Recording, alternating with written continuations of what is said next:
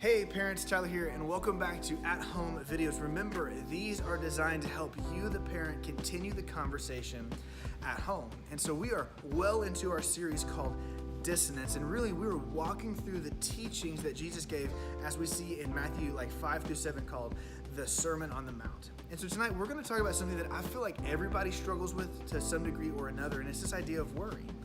We worry about everyday life. We have anxiety about everyday life. We're not just what are we going to eat or where are we going to live or all that, but like where are we going to get into school, or are my grades good enough, or is this relationship going to fail? Are they going to turn their back on me? Or all of those things. And so we have this worry in us, and Jesus is pretty clear in Matthew chapter 6. He says, do not worry. And almost like that's not enough though, so Jesus gives us a little bit of commentary, and he talks about, man, even the birds, they get to eat and they don't worry. The flowers are gorgeous and they're not concerned about what clothes they wear. And so as we walk through this, Jesus gives us the answer. He says it's not just enough to worry. We're going to turn from worry and we're going to turn to something, is what Jesus offers. He gives us the solution to our worry. In Matthew chapter 6 verse 33, he says this, but seek first the kingdom of God and his righteousness.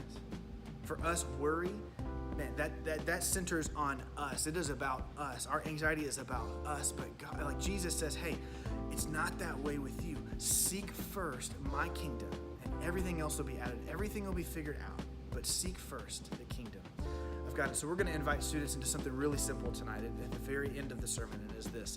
We're going to invite them to close their hands and say this declaration or this prayer that says, God, I put your kingdom before my whatever it is. God, I put your kingdom before my grades. God, I put your kingdom before my whatever it is that we worry about. And so for you, the parent, to continue the conversation, I would invite you to do this. Maybe figure out or ask the question of, what is it that my kid worries about the most?